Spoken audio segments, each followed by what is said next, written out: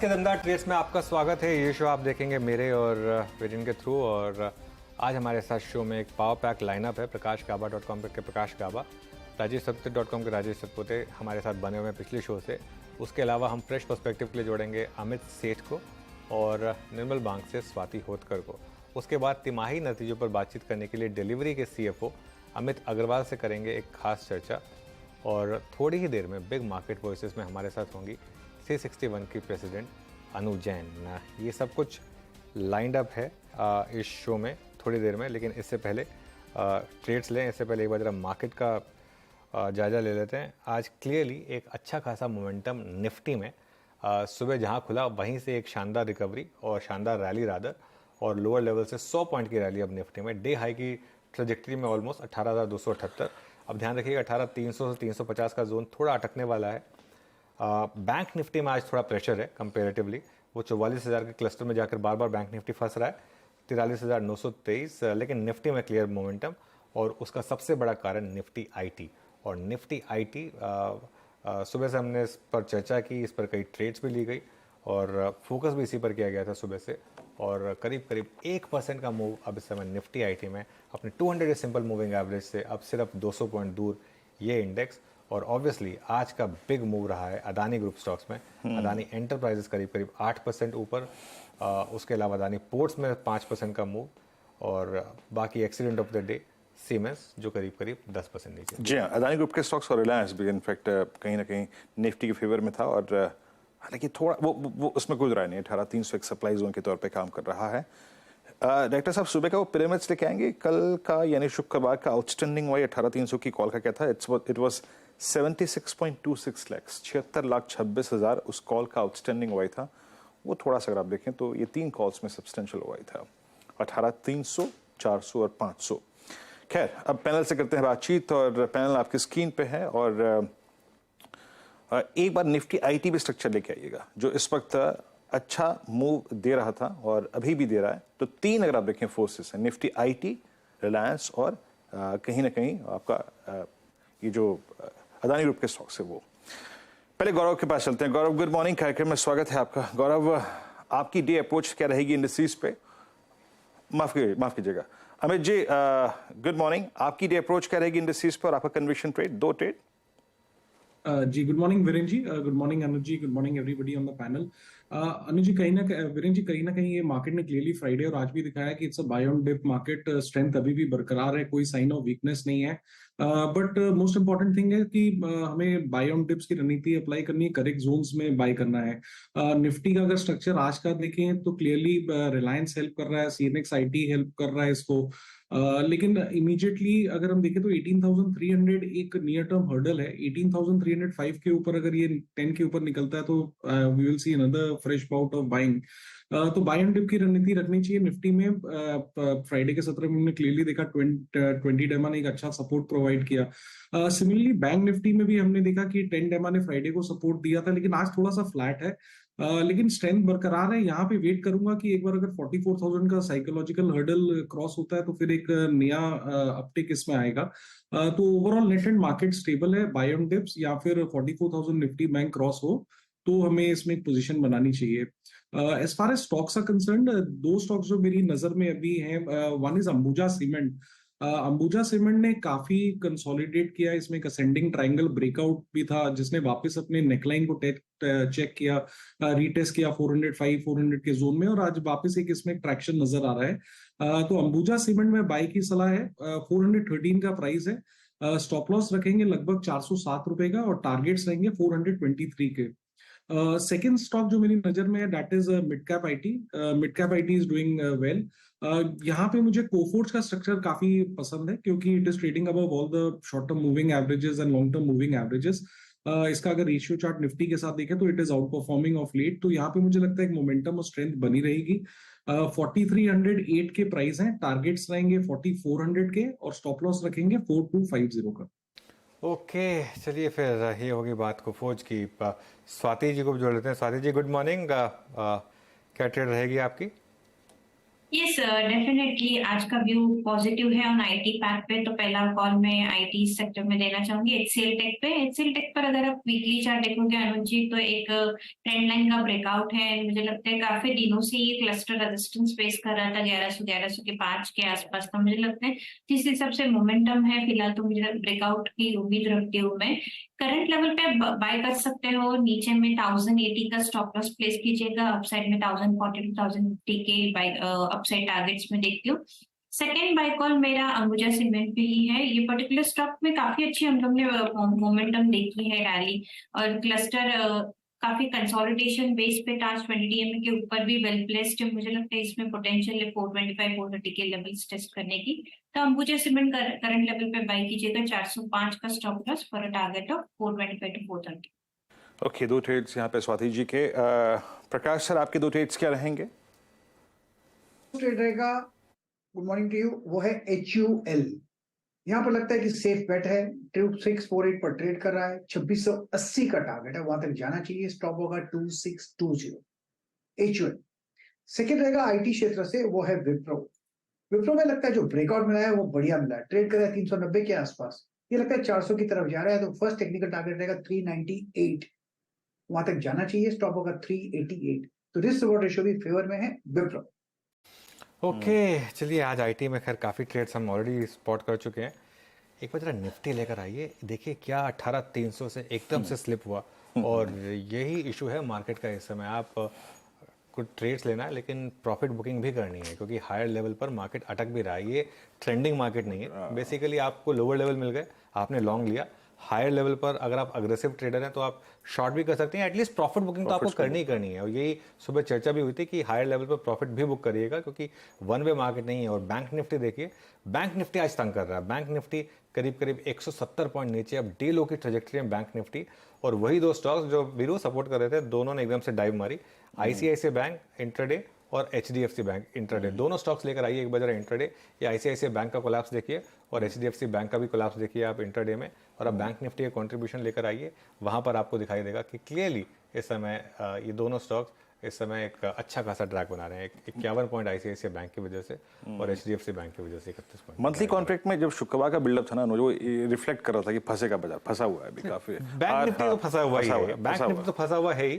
Nifty में bye on dips है, लेकिन हायर लेवल पे प्रॉफिट भी बुक करना है आपको, ये ध्यान रखिए, क्योंकि जैसा ट्रेंडिंग मार्केट नहीं है। खैर आई थिंक राजेश जी की फ्रेश ट्रेड्स रह गई। राजेश जी बताइए आपके ट्रेड्स। जी, एक बाय रहेगा, एक सेल रहेगा। सेल रहेगा यूबीएल पे, यूनाइटेड ब्रूवरीज। मुझे लगता है इसका स्ट्रक्चर वीक है, तो सेल करेंगे 1420 के स्टॉप लॉस के साथ। मेरा टारगेट रहेगा इसका 1360 का। एक बाय रहेगा, वो थोड़ा कॉन्ट्रा कॉल रहेगा, वो रहेगा सन फार्मा। मुझे लगता है ये जो करेक्शन हुआ था 1020 से लेके 920 तक, 100 रुपए का, उसके बाद आज एक रिलीफ रैली मिलेगी। इसका टारगेट बनेगा 950 का। तो इससे बाय इन सन फार्मा, स्टॉप लॉस रहेगा 920 का। ओके, सन फार्मा। ओके, ये ट्रेड हो गया आपका। इस बीच निफ्टी को एक बार फिर से लेके आइएगा। इट्स 18232। जरा प्रेशर पॉइंट्स को देखें जरा, डायरेक्टर साहब कंट्रीब्यूटर्स लेके आएंगे एक बार प्लीज। प्रेशर पॉइंट्स क्या हैं? अच्छा, एक बार आप रिलायंस का एक इंट्राडे लेके आइए। हल्का सा हायर लेवल से वो नीचे आया है, लेकिन प्रेशर पॉइंट्स में सिमेंस वहीं का वहीं है और कोई सब्सटेंशियल चेंज नहीं आया आपकी स्क्रीन पे। 3362। और एक इसी स्पेस में, I mean capital good space में ही सिमेंस, सॉरी एबीबी आके बैकफुट पे ट्रेड करता हुआ एक रीजनेबल स्टॉप लॉस लेते हैं। राजेश जी, एबीबी पहली बार अपने 10 डे एक्सपोनेंशियल मूविंग एवरेज को तोड़ रहा है। आई थिंक इस पूरे स्विंग में 25 अप्रैल से लेकर अब तक के इस पूरे अप स्विंग में फर्स्ट टाइम 10 डे का जोन वॉलेट हो रहा है। एक रीजनेबल स्टॉप लॉस इस पे क्या होगा? ऑल्दो इससे संबंधित कोई खबर नहीं है, पर सेक्टर का इंपैक्ट पड़ रहा है। एक reasonable stop loss for ABB. Virendra ji देखिए, एबीबी जो है अपने 10 डीएमए को होल्ड करने की कोशिश कर रहा है, लेकिन जो सेक्टरल अगर आप देखें तो निगेटिव डाइवर्जेंस है यहाँ पे। तो थोड़ा संभाल के, मेरे हिसाब से अगर आपका लॉन्ग पोजीशन है तो 3800 का एक स्ट्रिक्ट स्टॉप लॉस होगा। ऊपर में 3900 3920 पे डिस्ट्रीब्यूशन है, तो छोटी रेंज में रहेगी। 50 रुपीज का stop loss is a must. Okay, छोटी रेंज रहेगी लेकिन 50 रुपये का stop loss is a must. अब एक काम करते हैं, अब बात करते हैं कुछ नंबर्स की। चौथी तिमाही में डिलीवरी का प्रदर्शन सुस्त रहा है। रीसेंट लिस्टिंग है ये, और सालाना आधार पर कंपनी का घाटा बढ़ा है। साथ ही आय में 10% से ज़्यादा की गिरावट आई है। हालांकि क्वार्टर ऑन क्वार्टर प्रदर्शन थोड़ा बेटर रहा है और इस पर खास बातचीत करने के लिए हमारे साथ कंपनी के CFO अमित अग्रवाल जुड़ गए हैं। Amit ji, good morning. तो जो गुड मॉर्निंग। एबिटा मार्जिन्स की जहां तक बात है, क्योंकि पाथ टू प्रॉफिटेबिलिटी आजकल सभी जो रिसेंट लिस्टिंग वाली कंपनियां हैं उन्होंने साफ कहा है कि अब क्लियर फोकस प्रॉफिटेबिलिटी पर है। आपका पाथ एबिटा पॉजिटिविटी की तरफ कब तक दिख रहा है आपको कंसिस्टेंटली? अनुज, जैसा कि आप देखेंगे हम पिछले 4 क्वार्टर से अपनी EBITDA प्रॉफिटेबिलिटी इंप्रूव करते आ रहे हैं। पहले तिमाही में इस साल की इंटीग्रेशन के कारण हमारे बिजनेस में कुछ गिरावट आई थी, बट कंसिस्टेंटली उसके बाद से बिजनेस रिकवर हुआ है, रेवेन्यू ग्रोथ हुई है, प्रॉफिटेबिलिटी इंप्रूव हुई है और अब EBITDA almost break even stage पे है, तकरीबन -4 करोड़ के नंबर पे। और हमने Q1 ऑफ FY24 के लिए भी इंडिकेट किया है कि ग्रोथ मोमेंटम हमें अच्छा दिख रहा है। हमारी सर्विस क्वालिटी बहुत अच्छी चल रही है एंड कस्टमर्स को सर्विस करने में हमारा पूरा फोकस है एंड हमारा मानना है कि अगर हम ये करते रहेंगे तो रेवेन्यू ग्रोथ अपने आप आएगी। एंड आप अगर रिजल्ट्स में डीप डाइव करेंगे तो आपको रियलाइज होगा कि हमारा जो भी रेवेन्यू आता है उसका एक बहुत अच्छा सिग्निफिकेंट पार्ट प्रॉफिटेबिलिटी इंप्रूवमेंट में जाता है, बिकॉज हमारे बिजनेस में इंक्रीमेंटल मार्जिन्स बहुत स्ट्रांग है। तो इसलिए हम फ्यूचर को लेके ऑप्टिमिस्टिक हैं। नहीं, उसी पे आ रहा था मैं, क्योंकि बिल्कुल आपका रेवेन्यू क्या अगर शानदार रहा है 4 साल का 45%, और अब आप जैसे कह रहे हैं एबिटा भी आप ऑलमोस्ट ब्रेक इवन है, लेकिन आपकी जो कॉस्ट है वो भी उस हिसाब से बढ़ती हैं, खासतौर से फ्रेट कॉस्ट और जो, क्योंकि वैसे भी आई एम एज्यूमिंग कि एम्प्लॉय कॉस्ट भी आपकी उस हिसाब से बढ़ती होगी जिस तरीके से ये बिजनेस में कंपटीशन आ रहा है। तो क्या आप कॉन्फिडेंट हैं कि जिस कैगर पर आपका रेवेन्यू ग्रो होगा उससे कम कैगर पर आपकी कॉस्ट ग्रो होंगी, या यहाँ पर एक रिस्क फैक्टर है कॉस्ट को लेकर? अनुज, अगर आप 4 साल का ट्रेंड जो देख रहे हैं, जो कि एक अच्छा टाइम फ्रेम है बिजनेस को, किसी भी बिजनेस को जज करने के लिए, अगर आप FY19 देखेंगे जो हमारे रिजल्ट्स में था, मुझे जितना याद है उसमें एडजस्टेड EBITDA हमारा तकरीबन -11 या -12% का था एंड वहां से अब हम ऑलमोस्ट ब्रेक इवन स्टेज पे आ गए हैं इस क्वार्टर में। सो ये तभी पॉसिबल है जब रेवेन्यू ज्यादा तेजी से बढ़े कॉस्ट के मुकाबले। एंड हमने 3-4 इम्पोर्टेंट फैक्टर्स बताए हैं, कारण बताए हैं जिसके कारण जो कंपनी कर रही है प्रॉफिटेबिलिटी इंप्रूव करने के लिए। पहला ये है कि हम इंडिया के हम अपने देश में सबसे एफिशिएंट ट्रैक्टर ट्रेलर्स लेकर आ रहे हैं, हम लेकर आए हैं पिछले 3-4 साल में, और वो हम बढ़ाते जा रहे हैं। ये ट्रैक्टर ट्रेलर्स 32 फीट के ट्रक से तकरीबन 15 से 25-30% एफिशिएंट होते हैं कॉस्ट पर केजी पर किलोमीटर बेसिस में। हम नेटवर्क यूटिलाइजेशन एंड ऑप्टिमाइजेशन बढ़ा रहे हैं ऑन बेसिस ऑफ बेहतर टेक्नोलॉजी और डेटा का यूज करके, डिसीजंस ड्राइव करके हम वो यूटिलाइजेशंस बढ़ा रहे हैं। तो इस कारण से फ्रेट हैंडलिंग कॉस्ट को कम होने के डायरेक्शन के लिए जो भी कर सकते हैं हम वो चीजें कर रहे हैं। अमित जी, गुड मॉर्निंग, वीरेंद्र बोल रहा हूँ। ये जो आपका मौजूदा रेवेन्यू मिक्स है उसमें कोई तब्दीली देख रहे हैं आप पूरे FY24 में, और डोमिनेट क्या करेगा, मतलब हर सेगमेंट में जो आपका ग्रोथ है FY24 में वो क्या प्रोजेक्शन है उसका? और एक और चीज़ है, जो आपका ई-कॉमर्स पार्सल वॉल्यूम्स है वहाँ अप्रॉक्सीमेटली 20 से लेकर 25% मार्केट शेयर आपके पास है, वहाँ कितनी ग्रोथ देख रहे हैं आप? इस साल हम ई कॉमर्स ग्रोथ के लिए, ई कॉमर्स ग्रोथ अगर आप पिछले 4-5 साल का देखेंगे तो वो तकरीबन 35 से 40% साल दर साल ऑन एन एवरेज रहा है। हमारा मानना है कि कंजर्वेटिवली अगले 3 से 5 साल में ये नंबर 25 से 30% का मार्केट के लिए होना चाहिए। ये साल थोड़ा दबाव वाला साल रह सकता है मार्केट के लिए, 15 से 20% ग्रोथ वाला हो सकता है। बट ऐसे मौके में, ऐसे मार्केट में हमने अपने एक्सपीरियंस में देखा है कि हमारा जनरली शेयर गेन होता है। Q3 जो होता है साल का, दिवाली वाला क्वार्टर, वो सीजनली सबसे बड़ा क्वार्टर होता है। वो सबसे बड़ा क्वार्टर होने के बावजूद हमारा Q4 जो था इस साल का, वो Q3 से बड़ा था। वो एक ही चीज हमें दर्शाती है कि हमारा मार्केट शेयर गेन हुआ है उस क्वार्टर में। एंड अगर हम Q1 का भी मोमेंटम देख रहे हैं तो हमको अच्छे पॉजिटिव डायरेक्शन में वो मोमेंटम दिख रहा है।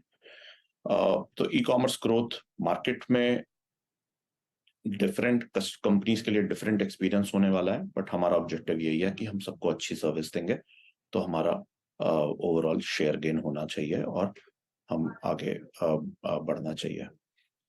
लेकिन अमित जी, सॉरी मैं यहाँ पर आपको थोड़ा इंटरव्यू कर रहा हूँ।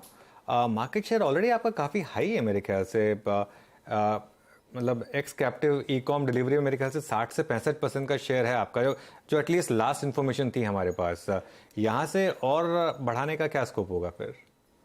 एक्सक्लूडिंग कैप्टिव आर्म्स जो कि ई कॉमर्स कंपनीज की खुद की लॉजिस्टिक्स कंपनीज हैं, उनके अलावा जो मार्केट शेयर है हमारा, लास्ट रिसर्च जो एक इंडिपेंडेंट मैंने पढ़ी थी उसमें तकरीबन 43% to 45% के बीच में हमारा शेयर था।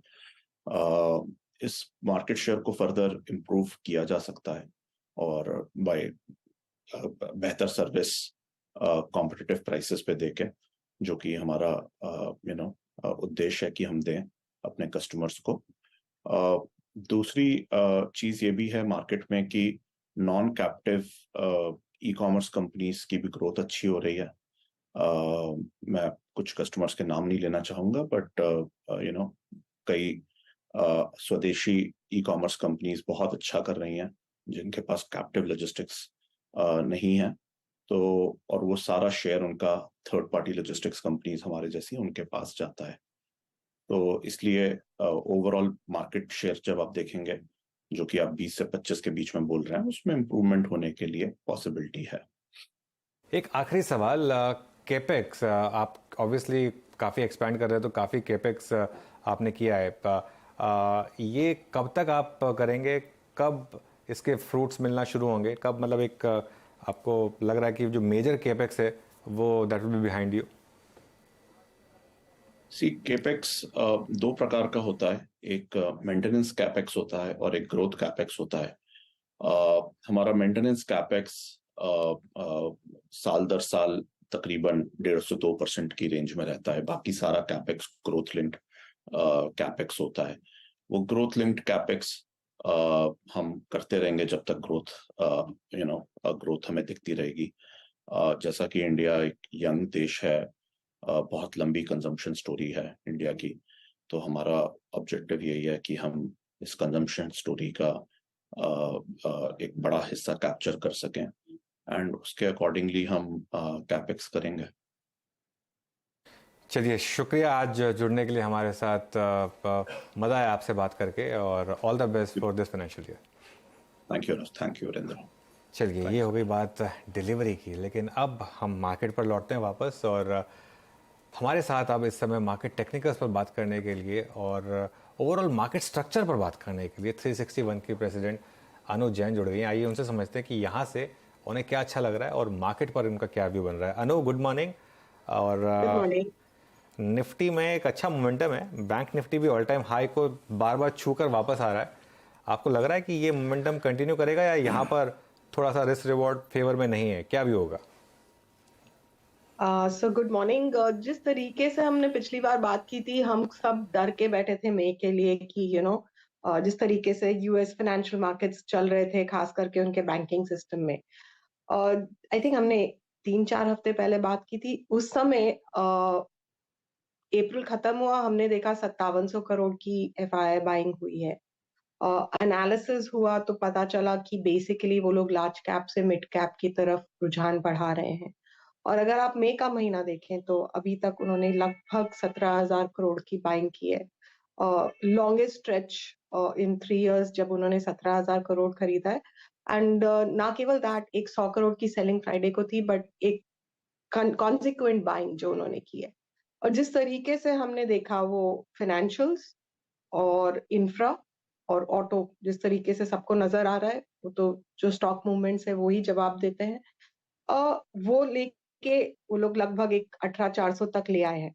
अगर आप टेक्निकल्स देखें तो इस लेवल के ऊपर हेजिंग भी हो रही है, शॉर्टिंग भी हो रही है। बैंक निफ्टी जिसको एक यहाँ से एक लीड लेनी है उसमें वहां पे बकायदा शॉर्टिंग होती है 44,000 के आसपास। बट मेरे ख्याल से जहां तक आप 18,050, 18,065 नहीं तोड़ रहे हैं, and there are lot of naysayers who are saying कि मार्केट 15% गिरेगा, एंड मैं वो सुन रही हूँ और काफी लोग कह रहे हैं। बट मेरे ख्याल से जो लिटमस टेस्ट होगा वो अगर आप 18,065 और 7-8 दिन ना तोड़े, एंड अगर जब भी 18,350, 360 क्रॉस कर देंगे तो एक आपका लेवल अप हो जाएगा। आप फिर अटेम्प्ट 18,600 और 18,800 के लिए करेंगे, एंड नीचे में फिर वो आपका सपोर्ट 18,200, 150, 200 पॉइंट ऊपर काइंड ऑफ मूव हो जाएगा, जो हम देखा जाए इस बार सपोर्ट लिया है। और जहां तक कि सेक्टर्स का बिलीफ है, हम आज देख रहे हैं कि आईटी रिकवर कर रहा है, but I think lead sectors तो आपके वही 3 रहेंगे, बैंकिंग, इंफ्रा और ऑटोज, एंड वहीं से आपको बाकी सबको सपोर्ट मिलेगा। सो यू आर सीइंग आज आईटी में एक full move, and I think वो अपने 100 डे के ऊपर जा रहा है मैक्स। आई थिंक यहाँ पे अगर रेजिस्टेंस नहीं लेगा तो ये मार्केट के लिए बहुत अच्छा रहेगा। तो आप बेसिकली अगर आप बॉलिंगर बैंड देखेंगे तो it's a breakout today, it could probably go for another 4 to 5%, which is a very good sign for the market. बहुत सही बात कही इन्होंने। 18,065 याद रखिएगा, फ्राइडे का लो भी 18,060 था, और अगर इसको आप प्रोटेक्ट कर पाते हैं और एक 18,350, 360 निकाल लेंगे आप, जो कि ऊपर फंसने का जोन है, तो मार्केट का बेस अप हो जाएगा 18,200 का, और फिर आप शायद आगे जाकर हायर लेवल टेस्ट कर सकते हैं। निफ्टी आईटी पर आपने जो बात कही अनु, उसमें खास तौर से मैं इन्फोसिस पर आपका व्यू चाहूँगा, क्योंकि वहाँ पर ऑब्वियसली सबसे ज़्यादा प्रॉब्लम्स हुई थी, सबसे ज़्यादा स्टॉक की पिटाई भी वहीं हुई थी, और सबसे ज़्यादा ओवरसोल्ड भी वही रहा है। लेकिन क्लियरली प्रॉब्लम है यहाँ पर। इस रैली में आपको लग रहा है सेलिंग आने का रिस्क है, या फिर कुछ और ऊपर जा सकता है स्टॉक? देखिए, जहां तक की चॉइस है विद इन द होल, अगर किसी को एक बास्केट ऑफ आईटी मिल रहा है तो उसने जिसने भी खरीदा है उसने देखा है मिड कैप आईटी ने जहां पे डिलीवर किया है। आप असिस्टेंट ले लीजिए, आप कोफोर्ज ले लीजिए, आप साइंट ले लीजिए, they made 20 to 30% in the last quarter.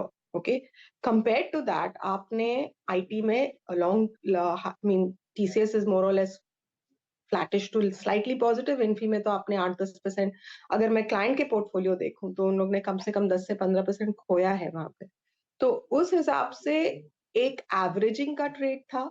ज्यादातर लोगों ने वो जब 1200 या सब 1200 के लेवल पे गया था, वहां पे large holders have definitely added, but whether they will give it up when it comes to say closer to 1320, 1340 is something which remains to be seen. But I would, if मैं अगर अपने आप को एक इंटेलिजेंट इन्वेस्टर मान रही हूँ और मैं कह रही हूँ कि मिड कैप में ज्यादा पैसा बन रहा है, ग्रोथ है, तो उसके 2 ट्रेड्स हैं। एक तो होगा कि आप एफएमसीजी के बजाय इसको रख रहे हैं कि रिलेटिव टू एफएमसीजी चीपर है, तो दैट्स अ सेक्टोरल कॉल, कि आप इन्फी टीसीएस में वो पैसा रखेंगे, वो आपको लगभग सेम रिटर्न देगा बट मल्टीपल्स लोअर है। अगर आप रियली ग्रोथ चेस कर रहे हैं तो देन आप मिड कैप की तरफ जाएंगे। तो वो बैलेंस करने के लिए मेरे ख्याल से करीबन 1300, 1350 के बाद आपको डेफिनेटली सेलिंग मिलेगी इसमें। ओके अनुज जी, अब बैंक निफ्टी की बात करते हैं थोड़ा सा। बैंक निफ्टी में लीडरशिप अब कौन रखेगा? इस बार के अच्छे स्विंग में और इस डिसेंट स्विंग में आईसीआईसीआई बैंक अभी भी at all time high, Kotak ने लगभग 200-250 रुपए का स्विंग दिया। लीडरशिप किसके हाथ में रहेगी? या फिर अगर 2-3 stocks with in the Nifty bank अगर पिक करने हो, including PSUs and private banks, आपके 2 प्रिफर्ड स्टॉक्स कौन से रहेंगे, 2 या 3? तो हमने पिछली बार भी बोला था कि हमें एचडीएफसी बैंक पसंद है, बट उसके बाद वो वेटेज के ऊपर पूरा सेलिंग आई थी, तो it had taken the lead and फिर it got knocked off in that. But I think as आप जुलाई की तरफ, एज आप मर्जर की तरफ चल रहे हैं, तो वो स्टॉक एक आपको सेफ्टी के साथ रिटर्न देगा। अगर आपको हाई लीडरशिप मेरे ख्याल से आ नहीं रही है वहां से, इसलिए बैंक निफ्टी तोड़ नहीं पा रहा है। जो अच्छी चीज पिछले 10 दिन में देखी है कि आईसीआईसीआई जो एक कोमाटोज पोज में चला गया था, उसने 950 तक की एक अटेम्प्ट मारी है, तो वो लीडरशिप ले सकता है मेरे ख्याल से 1000 की तरफ।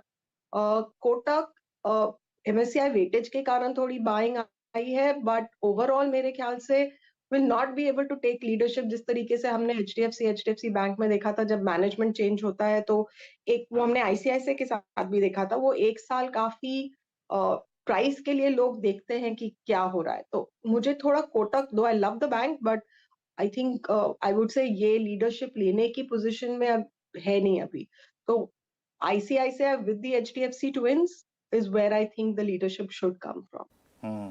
अच्छा अब बैंकों से निकलते हैं रुचि और एक और स्ट्रॉन्ग इंडेक्स हमें निफ्टी ऑटो जिसने अप्रैल मई और में अच्छा मूव दिया एक बार डायरेक्टर साहब प्लीज निफ्टी ऑटो स्क्रीन पर रखिएगा और टू व्हीलर में डोमिनेट किया आपका बजाज ऑटो ने TVS के लिए नेगेटिव न्यूज होते but still holding high but इस बार का ये मूव ऑटो एंसिलरी तक भी गया बैटरी स्टॉक्स तक भी गया एक्साइड ने बहुत अच्छा किया अनुजी यहाँ से अगर ऑटो में कुछ लेकर चलना हो चाहे वो एक ही हो या फिर दो स्टॉक्स जिन पे आपका कन्विक्शन है वो क्या है तो हमने क्लाइंट्स को मारुति दिलाया है बिकॉज मारुति काफी टाइम से चला नहीं है टू व्हीलर्स काफी चल गए हमें भी TVS पसंद है बट काफी मूव आ चुका है तो जहाँ पे है हम वहाँ बेच नहीं रहे हैं बट जहाँ पे नया दिलाना है तो हम डेफिनेटली मारुति दिला रहे हैं हमने करीब 4-5% नीचे दिलाया है हमारे ख्याल से एटलीस्ट नेक्स्ट 10% के लिए it would be Maruti which would probably lead it's in the large cap mid cap में तो आपको सारे एंसिलरीज मिल रहे हैं जो थोड़ा सा हाई रिस्क है बट हाई रिटर्न होंगे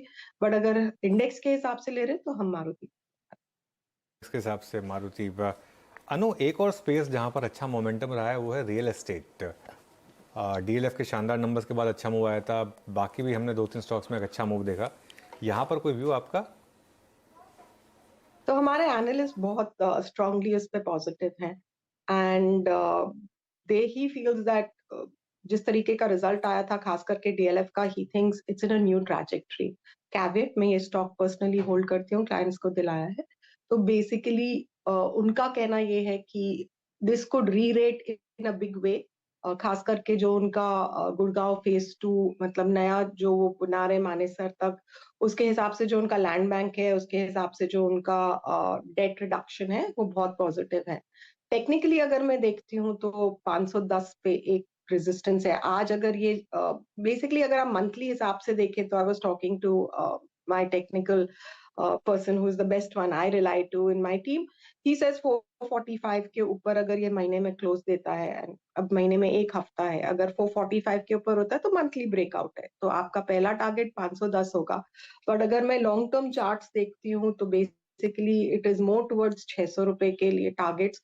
may be not in the short term but slightly longer term 6 से 8 महीना I think it can probably give you 600 plus and अगर जिस हिसाब से अगर ये री रेटिंग देगा वो सेक्टर जब पूरा मोमेंटम में आता है हम सब जानते हैं real estate only works very well when market is in momentum so we would probably this would be a good momentum play keeping that risk into mind okay Anuj ji बहुत बहुत शुक्रिया आप इस कार्यक्रम में शामिल हुई और आज सभी इंडस्ट्रीज पे निफ्टी बैंक पे और सेक्टोरियल आउटलुक आपने स्टॉक स्पेसिफिक हमारे साथ शेयर किए बहुत शुक्रिया मैम इस कार्यक्रम में शामिल होने के लिए मार्केट्स अगर आप देखें अभी भी अच्छा करते हुए निफ्टी अभी भी अगर आप देखें एक स्ट्रॉन्ग इंडेक्स बहुत नज़दीक अपने इंट्राडे हाई के इट्स 18273 बैंक निफ्टी अटकता हुआ करीब 83 अंक नीचे लेकिन पूरी की तेज़ी खुराक जो है वो निफ्टी को मिल रही है नीरज जी निफ्टी IT से संभालिए आप